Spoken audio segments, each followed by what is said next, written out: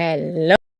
Yes, as many of you know, I was kicked out of Facebook Live video taking for I don't know which reason, and that's a very unfair thing, I feel, when you're being punished for something and you don't even really know what for. How am I supposed to learn? I want to learn when I make a mistake. It's okay to suffer the consequences, but I want to know what went wrong. And then next time I can adapt, behave differently. So a lot of things happened while I was gone, while I was in prison. I posted a couple questions on Facebook. One question was, what do you crazy about women? What do you absolutely adore about women? And then the vaccine question. And that was it, I think. And when it comes to what drives you nuts, what makes you want to run away, shut down, turn into an aggressive beast when it comes to women, it is not about blaming and shaming women. And I know you guys who follow me know that too. I think you know where I'm coming from. I want to start an honest and raw conversation between men and women because I feel there's a lot of misunderstanding, mixed messages, and tension. And I want to dissolve that tension and bring some more love, forgiveness, and appreciation into heterosexual relationships. And I have to correct myself. Actually, it's not about men and women. It is about the masculine energy and the feminine energy. We all have both in our chest. And some people feel more comfortable living their life in the masculine energy and some in the feminine energy. But I think the feminine energy is suffering tremendously at the moment right now because we women inherited those feelings of powerlessness and feeling suppressed from our lady ancestors. So this in turn might have turned us into very resentful, fearful beings. And we're also very angry because we feel we cannot fully access our feminine side. We feel we have to adapt to the masculine. We have to become masculine in order to survive in the society. And that's a very frustrating position to be in. Now, why is my focus on men when it comes to my Facebook and my podcast? Well, I don't know if you heard my story. Maybe you listened to my podcast yet, maybe not. In today's episode, that I will be posting or that I just posted, I'm being interviewed by two youngsters from the UK and I tell them my story. So if you want to, know my background a little better, I recommend you checking out that episode. But I am a very fear-driven, angry, aggressive woman when you look maybe a decade back. And I was the kind of girl, I grew up with guys like grandparents and a dad who was very, dominant and even aggressive. And I observed that my whole childhood, I couldn't make sense of that aggression and suppressing the feminine. And it turned me into a very angry woman because I felt that powerlessness from my mom and my grandmother. And I was always the one who corrected my grandpa.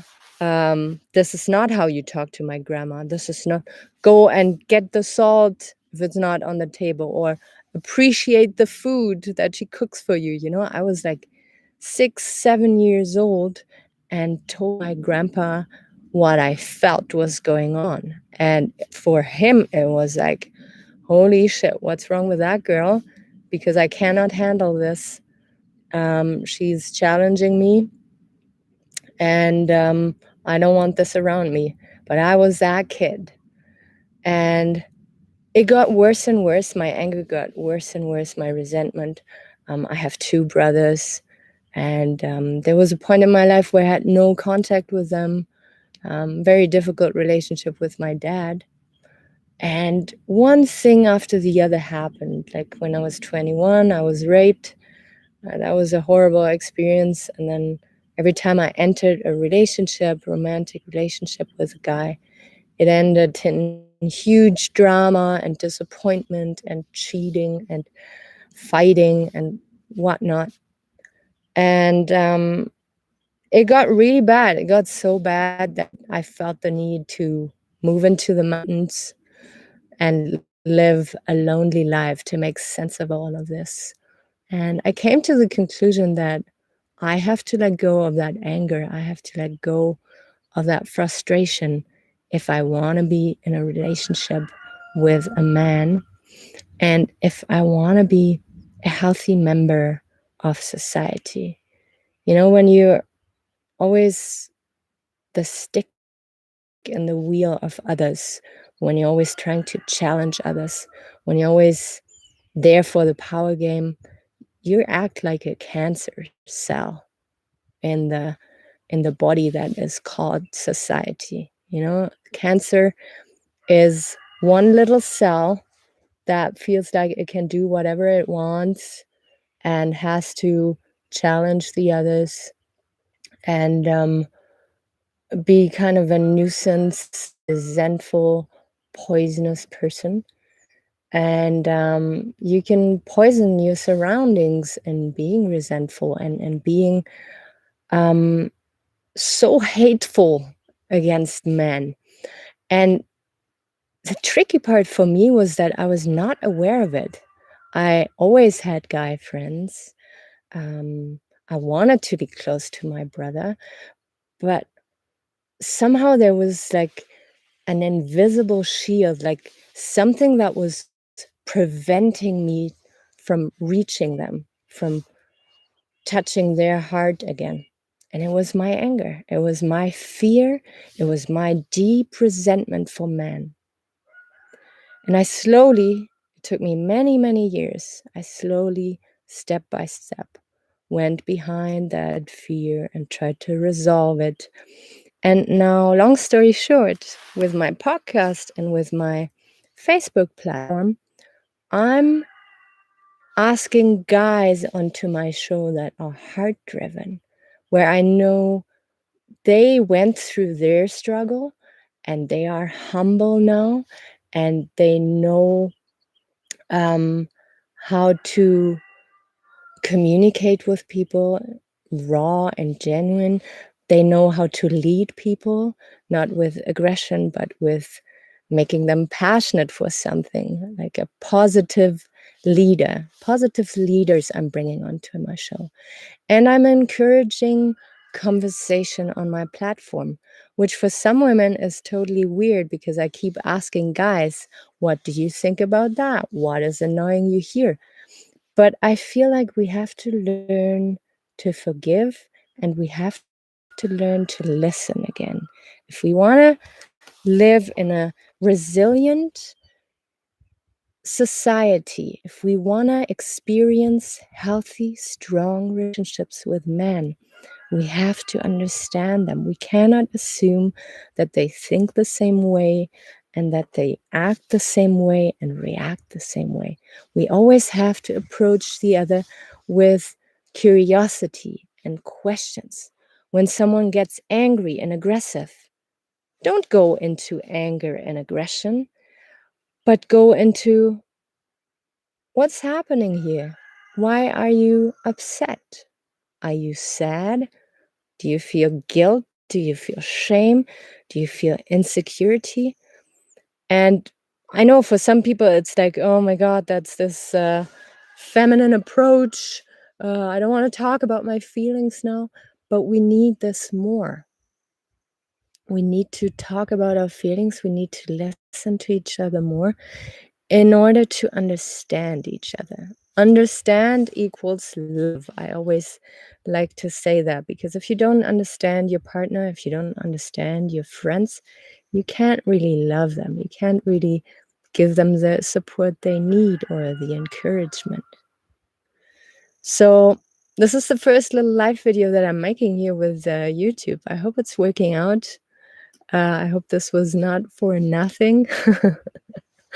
I have the content in my brain and my heart. I'm not going to forget it, but still.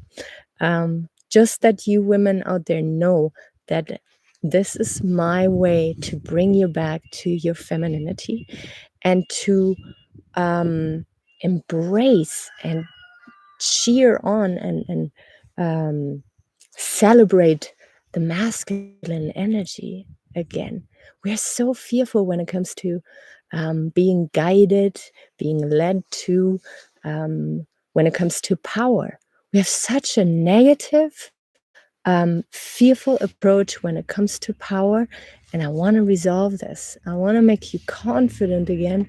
And I want you to feel good about being feminine and to not be scared anymore to express yourself fully. And I want guys to feel safe and to express themselves and to help us understand them better so that we can support them.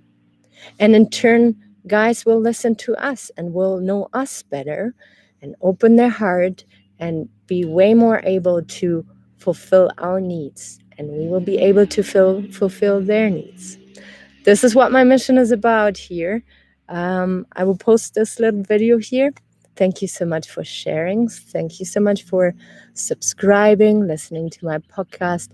It gives me all the encouragement that I need out here. And I'm so excited, to be out there for you again soon. Take good care of yourself. Bye-bye.